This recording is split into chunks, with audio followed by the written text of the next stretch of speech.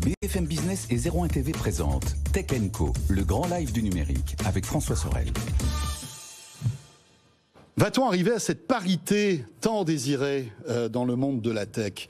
Pourquoi les femmes boudent-elles aussi ce secteur? Est-ce qu'elles boudent vraiment le secteur de la tech? On va en parler avec mon invitée Julie Boucon. Bonsoir Julie. Bonsoir. Merci d'être avec nous. Vous êtes la cofondatrice de Holy Owly, qui est en fait un service, une application disponible aussi sur le web pour que les plus jeunes enfants de 3 à 12 ans puissent apprendre l'anglais de manière très naturelle. C'est ça, hein? Alors exactement, Holy Owly, c'est une application qui permet aux enfants de 3 à 12 ans d'apprendre à parler anglais en 5 minutes par jour. Voilà. Et ça cartonne, hein, voilà, c'est sur smartphone, tablette, etc. On télécharge une appli et on peut, comme ça, donc, dès le tout jeune âge, et on sait que c'est vraiment quand les enfants sont tout petits qu'ils ont une espèce de faculté à apprendre plusieurs langues très facilement, et bien qu'on leur met en main ces tablettes et ces smartphones avec votre appli pour qu'ils progressent très vite en anglais. Alors, ce qui est intéressant, c'est que vous n'êtes pas là pour nous parler de Holy Owly ce soir, mais de la parité dans le monde de la tech. Vous faites partie d'un collectif qui s'appelle Sista. Exactement. Est-ce que vous pouvez nous dire un mot sur ce collectif, s'il vous plaît? Alors, tout à fait. Donc, avec Sista, l'objectif, c'est de compter les femmes pour que les femmes comptent, puisqu'aujourd'hui, on s'est rendu compte qu'il y avait très peu de femmes qui arrivaient aujourd'hui à lever des fonds. Donc, 90% des fonds sont levés par des startups qui sont fondées par des hommes. Mmh. Donc c'est vrai qu'aujourd'hui, il y a vraiment besoin de faire bouger les lignes.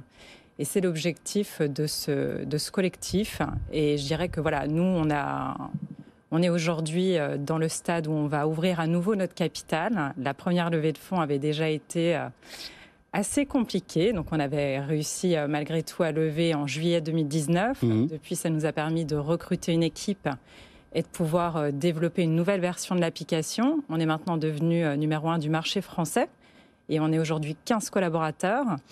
On enregistre en 2021 420% de croissance. Je dirais que tous les métriques sont alignés. Ouais, positif. Mais on est consciente que la série A, quand on est 2 femmes dans la tech, ça reste quand même relativement compliqué. Alors, quand on regarde, on a beaucoup parlé la semaine dernière du French Tech 120 et du Next 40. Bon, Next 40, on met de côté aucune femme qui dirige ou a fondé l'une des sociétés dans le Next 40. Le French Tech 120, il y en a plus, heureusement, Dieu merci. Sur ces 120 entreprises, il y a 15 femmes, dont les 2 cofondatrices de Vestiaire Collective, qui est, on va dire, la seule aventure qui a réussi finalement dans la tech française avec 2 femmes à sa tête. On est d'accord? Alors en effet, puis c'est une licorne française. En plus. Pour nous, c'est... Oui, c'est un petit peu la référence en quelque sorte. On est complètement en admiration et on se dit, ça y est, on a une licorne française cofondée par des femmes. Cofondée par des femmes. D'où vient le problème à votre avis? Est-ce qu'il vient dès le plus jeune âge en fait, lorsque... eh bien voilà, on doit choisir son destin et sa voie un peu pédagogique. Les garçons sont plus intéressés par les métiers d'ingénieur, par la tech, que par les femmes. Les femmes, c'est encore le cas aujourd'hui? Alors je pense qu'il y a en effet un conditionnement dès le plus jeune âge. Il y a certaines pratiques comme le fait d'intégrer du codage dès les primaires qui devraient être mis en place, qu'aujourd'hui ça fait quand même partie à mon sens, des fondamentaux pour l'avenir des enfants. Mmh. Et en plus de ça, quand on regarde aujourd'hui les écoles d'ingénieurs, alors on dit a priori qu'il y a 33% de femmes en école d'ingénieurs. Moi personnellement, je suis allée à l'Epitech. Honnêtement, si j'ai croisé 2% de femmes... Dans les salles de classe, vous ne voyez pas autant de femmes que ça. Ah non, mais c'était incroyable. Il y a très peu de femmes. Alors je peux comprendre que quand on est une femme, ça peut effrayer. Maintenant, c'est vrai qu'il va falloir que les choses changent et il faut, à mon avis, certainement donner plus goût aux sciences, aux mathématiques, aux filles. Et je ne sais pas si vous avez vu, mais depuis la dernière réforme du bac, le nombre aussi de filles dans les filières scientifiques s'est complètement écroulé. C'est complètement effondré. On est passé de 48% à 10%. Enfin, moi, quand je vois des pourcentages comme ça, je trouve ça dramatique. Donc, je pense qu'il y a vraiment un gros questionnement à mettre au goût du jour. Et puis, à travailler dès le plus jeune âge pour donner goût aux maths, au codage, aux sciences, parce qu'il y a plein de métiers de demain qui seront évidemment Oui. bourré de ces notions-là. Bien sûr. Après, on n'est pas obligé d'avoir fait une filière mathématique pour fonder une entreprise et se lancer dans la tech aussi, on est d'accord? Alors, on est complètement d'accord, évidemment. Alors, c'était peut-être votre cursus, je ne sais pas. Alors, moi, je suis issue d'école de commerce, je ne suis pas issue d'école d'ingénieur. Voilà. Et aujourd'hui... Dans le commerce, on a peut-être plus de femmes aujourd'hui quand même. Alors, je pense, en effet...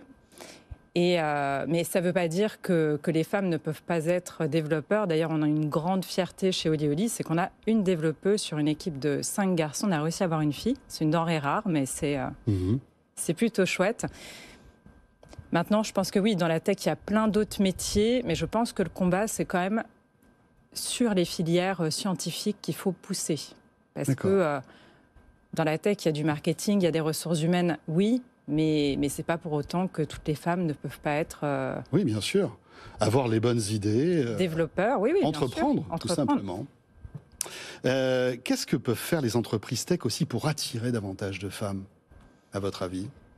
Alors qu'il y a un petit peu plus de parité aussi, parce que dans les entreprises, finalement, il n'y a que des hommes. Je pense qu'au bout d'un moment, les femmes se sentent moins à leur place. Je lisais aussi quelque chose là-dessus qui disait que beaucoup de femmes dans l'entrepreneuriat abandonnent avant 35 ans, parce qu'il y a aussi, je pense, le poids de porter aujourd'hui la famille. Bien sûr. Et potentiellement, puis il y a la maternité qui sont des rendez-vous très importants dans la vie d'une femme. La maternité aussi, mais je pense qu'en France, on est un petit peu plus en retard que dans d'autres pays voisins. Donc aujourd'hui, avec tout ce qui s'est mis en place pour essayer d'amener un petit peu plus d'équité aussi dans les familles, je pense que les femmes doivent plus prendre cette place et réussir à s'épanouir dans la tech. Donc oui, certainement aller plus vers des équipes mixtes. Nous, c'est ce qu'on a fait. Donc aujourd'hui, sur 15 personnes, on est 8 femmes et 7 garçons. D'accord. Après, honnêtement... Mais une développeuse. Et une développeuse, tout à fait. Faut la garder, celle-là. Oui. Après, il y a des écoles des écoles dont on parle assez souvent. Par exemple, l'école 42, qui petit à petit arrive à séduire de plus en plus de femmes. Et c'est vrai que le gouffre est énorme. En fait, on n'est même pas à 10%, je crois, de candidates, en quelque sorte, sur ces écoles-là. Alors oui, puis en plus, le chemin de l'école 42, c'est un chemin qui est assez complexe. Mais, qui est assez dur, c'est clair. Mais je pense que ça peut aller dans le bon sens. Il faut pas perdre espoir.